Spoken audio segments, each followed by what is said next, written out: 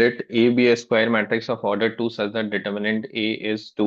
Determinant A आपके पास given है 2 and sum of all the diagonal elements is -3 which we call as trace of A.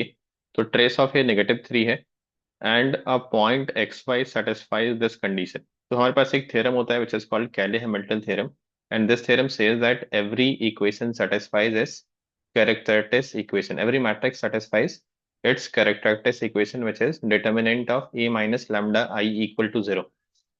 तो अगर आपका degree 2 है तो ये क्वाड्रेटिक इक्वेशन बनेगा ए में। और ये जो इक्वेशन होता है वो कुछ इस तरह का होता है कि A square minus trace of A times A plus determinant of A times I equal to 0। और यहाँ पे गिवन है कि ये किसको सेटिस्फाई कर रहा है, ए स्क्वायर प्लस एक्स ए को।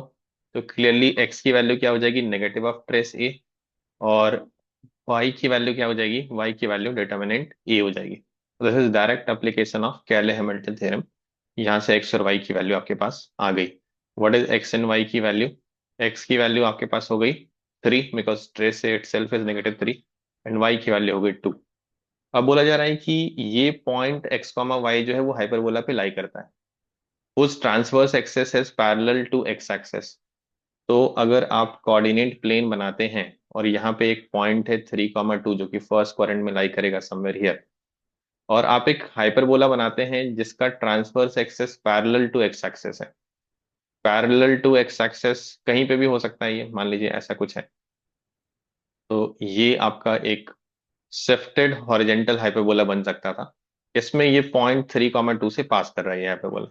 ऐसे तो बहुत सारे हाइपरबोला हो सकते हैं, there is no unique hyperbola which is passing through this point, right. कोई दूसरा हाइपरबोला भी हो सकता है जो इस पॉइंट से आपका पास कर ले, ऐसे करके कुछ हो सकता है। तो there are infinite hyperbolas which is passing through this, so we do not have unique hyperbola. तो आप इसके आगे इसको सॉल्व नहीं कर सकते। Data given is insufficient to find the value of latus rectum and eccentricity. That is why this question was bonus question.